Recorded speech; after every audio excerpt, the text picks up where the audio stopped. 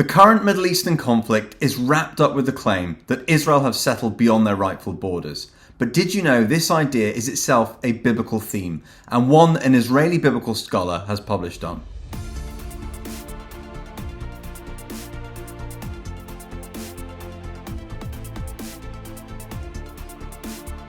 Hi, my name is Pete, and in 2024 I'm reading the whole Bible in its original languages, Hebrew, Aramaic and Greek. I'm using a reading plan that I wrote myself, which is available in an e-reader I've released for free. Today I read part of 1 Chronicles chapter 5. In 2020, Itzhak Amar from Bar-Ilan University published a paper on the tribes mentioned in this chapter and the attitude of the chronicler to their settlement east of the Jordan. Now, when Amar uses biblical references, he uses references from the Hebrew Bible, which is slightly different to the English Bible. In the Hebrew Bible, chapter 5 is longer and finishes in the place marked chapter 6 verse 16 in English Bibles. The book of Chronicles tells the story of the ancient Israelites with a specific focus on the southern kingdom of Judah from the time of Adam to the exile of Judah to Babylon by Nebuchadnezzar. Not all the tribes of Israel are treated the same throughout the book. Chapter 4 gives the genealogy of the tribe of Simeon, whereas chapter 5 gives the genealogy of Reuben, Gad and the half-tribe of Manasseh. Amar shows how chapter 4 and chapter 5 are similar in many respects. Reuben and Simeon are compared to Judah. The expression ad hayom hazeh, and to this day, occurs only in the genealogies in chapters 4 and 5. The word Nasi, prince, appears in both chapters. They both mention an increase in population and livestock, and both chapters mention different kings. These similarities draw attention to the existence of differences, and the key difference Amar points out is that while chapter 4 never references the exile of Simeon, chapter 5 references the exile of the 2.5 tribes 3 times. Exile is mentioned 7 times in Chronicles. 4 of these references are in chapter 5, and 3 of them are about the 2.5 tribes. The only 2 references to the exile of individuals in Chronicles are in chapter 5, Be'erah of Reuben and Jozadak the priest. Amar sees 5 units in chapter 5. These units deal with Reuben, Gad,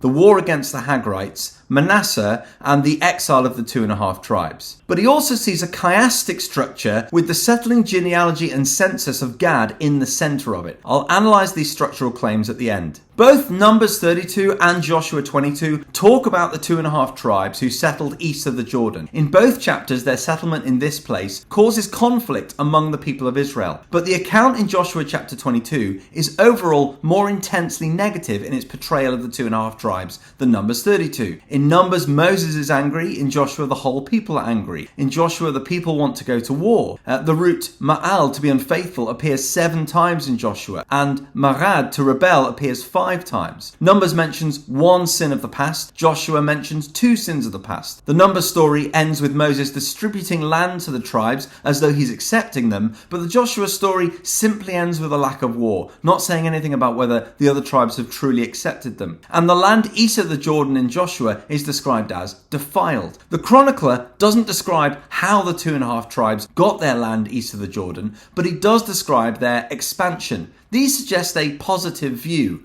of the tribes. At the same time, there are several allusions to Numbers 32 and Joshua 22. The growth of livestock, the references to heads of their father's house and the title Nasi, prince, the descriptions of the tribes as having men skilled at war, and the genealogy of the priest. These connections give a negative slant to the use of ma'al, to be unfaithful, in Chronicles 5, which is reinforced by the multiple references to exile in the chapter. Amar therefore claims that the contrast of chapter 4 and chapter 5 is to hint to the reader that while the tribes west of the Jordan will return from this exile, those east of the Jordan who go into the same exile won't return. Finally, Amar claims that the reason why there's this more negative view of whether the 2.5 tribes will return from exile is because they've settled outside of Israel's borders. While they benefit from some positive expansion of their territory for a time, this expansion will not be permanent because the land east of the Jordan is not within the borders of the Promised Land. I want to critically evaluate 2 of the claims that Amar makes. The first one is his claim that chapter 5 is structured as a chiasm. The problem with chiasms is that almost any text that contains repetition can be forced into a chiastic structure. Amar's chiasm certainly does have some symmetry, but the symmetry in verses 1 to 9 and verses 23 to 26 isn't quite the same as in verses 10 to 22. The other problem is the significance of a structure like that, even if it does exist. The received wisdom is that the key idea of a chiasm is the idea that's in the middle of the concentric structure. But in what sense is the genealogy of Gad especially important? It doesn't really either contribute to or contradict Amar's overall argument. Not only is it easy for the human eye to see and find symmetry, patterns and concentric structures when there's repetition in material, but even if some concentric structures are deliberately intended by the author, they can be simply aesthetically pleasant. They don't necessarily have to mean anything exegetically. A technique of good writing is that it is pleasant to read, but the features that make it pleasant to read aren't necessarily keys to understanding its meaning. I think a more helpful way to understand the structure of chapter 5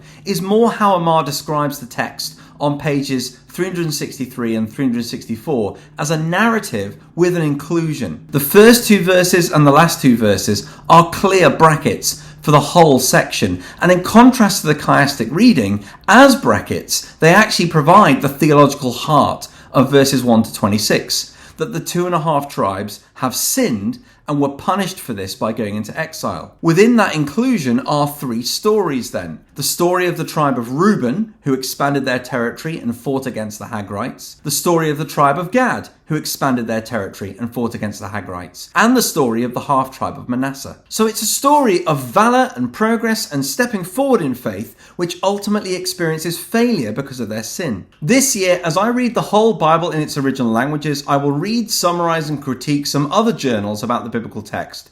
So if you want to read the rest of the Bible with me in 2024 in the original languages, then details on my Bible reading plan and EPUB reader, which is free to download and use, can be found in the description below. And if you like the video, please like the video. And if you want to get video updates of my whole Bible read through in the original languages in 2024, hit subscribe and turn on notifications. Thanks for watching.